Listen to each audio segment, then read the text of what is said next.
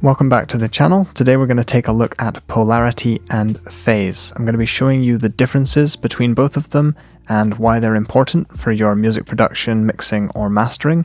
Then we're going to look at some practical examples so that you can hear the difference and also find some ways to correct polarity or phase issues in your mix. So let's get right into it.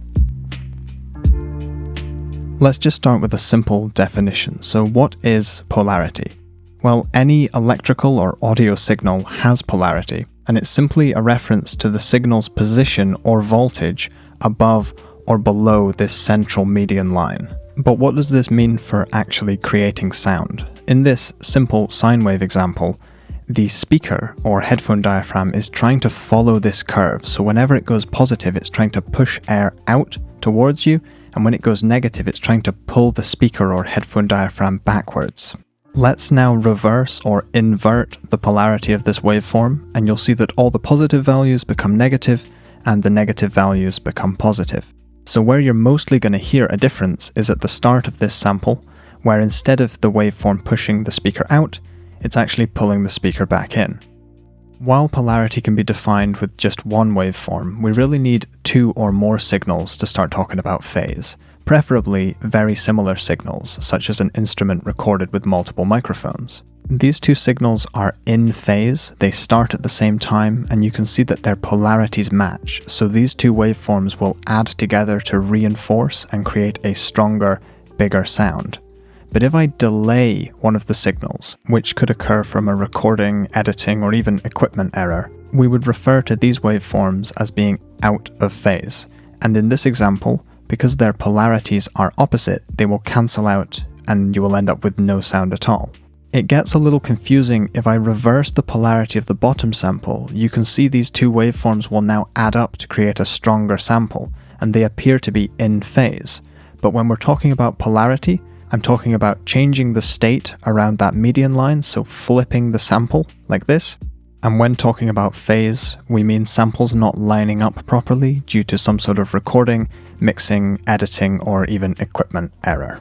Musical waveforms are rarely as simple as that first example. So with two more complex waveforms, we can again draw that central median line. We can observe their polarity where the waveforms go above and below this line. And if you don't pay attention to polarity and phase, often sounds can add together and have phase cancellation, which we can visibly see here. These two samples added together to create a smaller and weaker sample than before. However, if we're careful and we do consider the polarity and the phase relationship of different signals, we can ensure that when they add together, that they reinforce each other and create a stronger and more musical sound. I would never give rules for mixing and mastering, but I want to offer some suggestions which might help with phase and polarity issues, and the first is to be careful with multi-mic recording. Anytime you use more than one microphone, you open yourself up to all sorts of phase issues. Spending a few more minutes and getting it right at the source can save you so much work later on. Another thing to consider is that panning can often hide phase and polarity problems, so as I've mentioned in the past, occasionally check your mix in mono to see if it reveals any of these issues to you. You might also consider whether you're overusing imaging or stereo widening plugins. These sound great and they definitely have a place in mixing, but overuse of these plugins often causes phase issues and you can lose a lot of integrity in the audio signal. And while I think you should always use your ears to identify and fix these problems, you could consider using a free correlation meter, which I'll show you in just a moment, to check visually if you don't have an ideal monitoring environment. So now I'm going to turn my camera on and we're going to get to some practical examples. In this case, I'm using FL Studio, but it doesn't matter which software you use, they all have the same features and functions.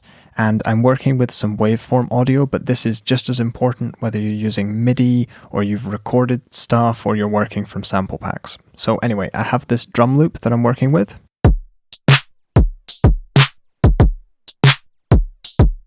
Sounds good, but I don't like the low end of the kick drum. I feel that it's too thin, so I decided to reinforce it with a second kick drum.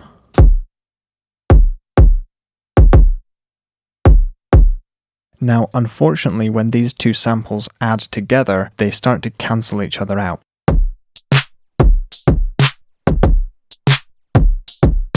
But if I reverse the polarity,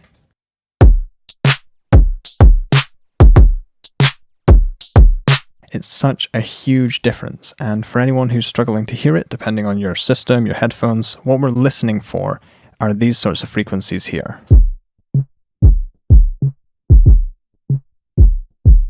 We're really just honing in on those low subby frequencies. Let's do a quick before and after, and also look at the meter here, the spectrum, to see all that extra low-end energy being added when I reverse the polarity.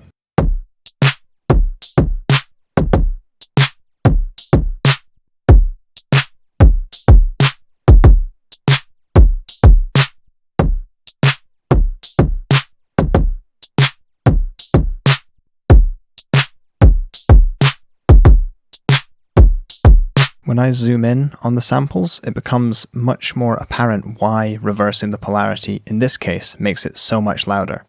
So if we look at the kick drum on the drum loop here, it's in red, and our sample here, we can see that as the drum loop kick goes up, the sample is actually going down, and they're almost completely out of phase with each other. Their polarity is opposite. So if I take the kick drum on the bottom, and I just reverse the polarity, we can see that now as one sample goes up, so does the other, and they tend to reinforce each other. But I do want to point out that this isn't perfect, and I still will be creating other phase issues. While I will be making some of the polarity have a better relationship, I will also be messing up other areas. But if I show you some examples that I prepared earlier, without the polarity reversal, those two kick drums add up to look like this. It sounds like this, which is what we were hearing earlier. Quite weak, not a lot of low end. With the polarity reversal, it sounds like this. Just an awful lot more low end, definitely reinforcing each other. It's also important to consider the transient, the start of the sample, because that's usually particularly important when you're dealing with drums. So just make sure that you're checking the phase relationship or the polarity at the start of the sample, as well as during the middle of the sample. Now, we used our ears for this example. We didn't really have to zoom in on the waveform to hear that massive problem, but there are a few tools you can use to help you out with this. So the first was this spectrum analyzer I showed here, SPAN. It happens to have a correlation meter. So in your DAW, you likely have a tool called a correlation meter or a phase correlation meter.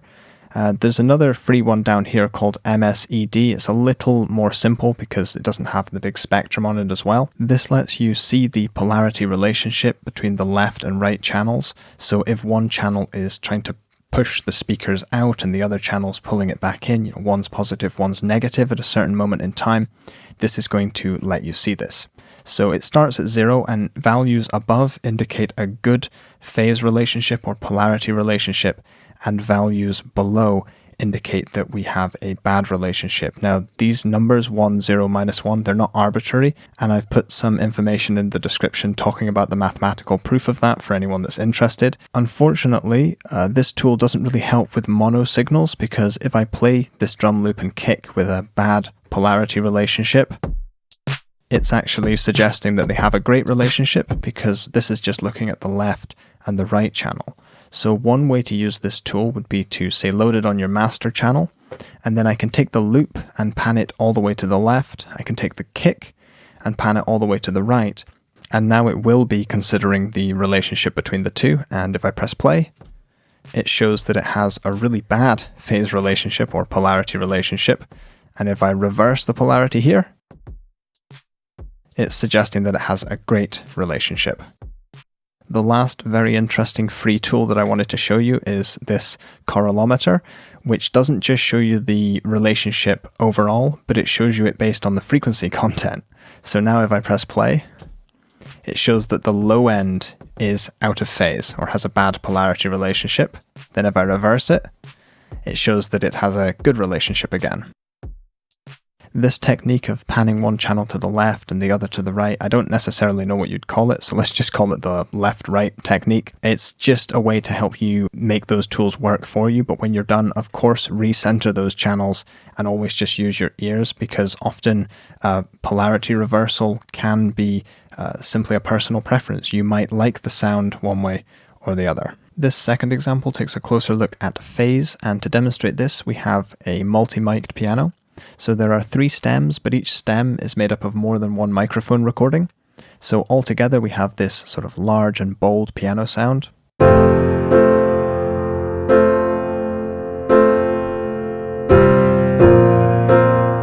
This first stem were 2 Coles microphones just on the soundboard of the piano.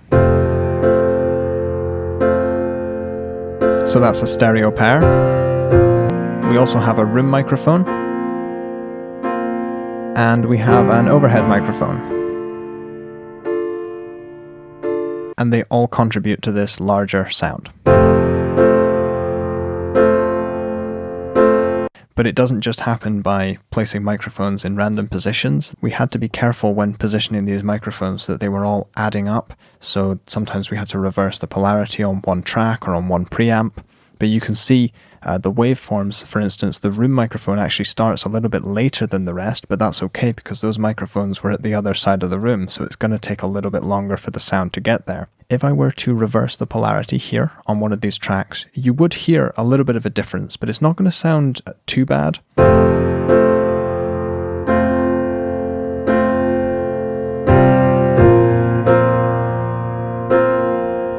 It might sound a little bit phasey, but you would probably struggle to pick it out on its own, especially with YouTube audio.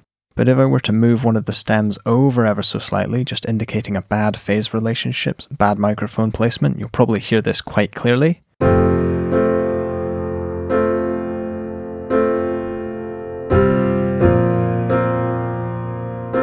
When compared to the original sound.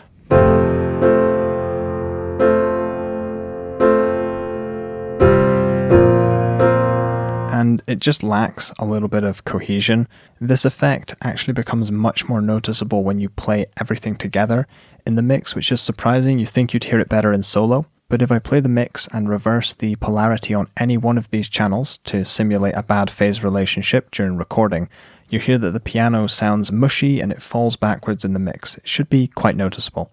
I'll play it through once so that you can listen in for the piano, and then I'll start reversing the polarity.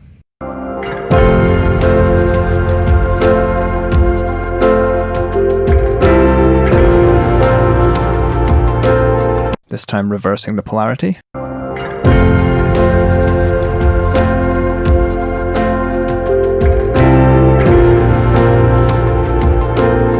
Do you hear how the piano just falls backwards in the mix? This time I'm going to keep the track playing whilst I reverse the polarity.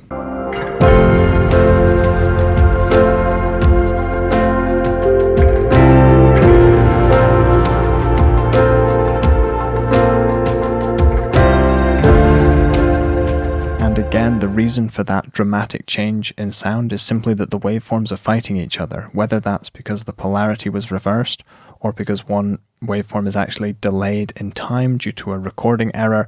They're just fighting against each other. The waveforms are not adding up properly at that crucial transient. It's that first couple of milliseconds that you're losing at the attack that just makes it really mushy. It makes it very difficult for your ears to catch on to that sound. And then during the rest of that decay, there's all these weird phasing issues that tend to just add up and sound very mushy. It's something that's fairly simple to pick up with your ears just by listening, but it's not something that you should really be trying to fix during the mixing phase. Although, of course, I'm reversing this on the mixer here. You should really be trying to fix this at the source, whether that's moving a microphone, choosing a different sample, reversing the polarity, something to get things working properly from the start, because if you don't get it working right from the start, you can find yourself sort of chasing your tail, using compression to try and add that punch back in. You can use EQ to try and cut some of the low mids or cut some mushiness out, but it's not really working because the actual waveforms themselves are fighting against each other. So that's everything for today. I really do hope that was helpful. Thank you very much for watching, and I'll see you in the next one. Bye for now.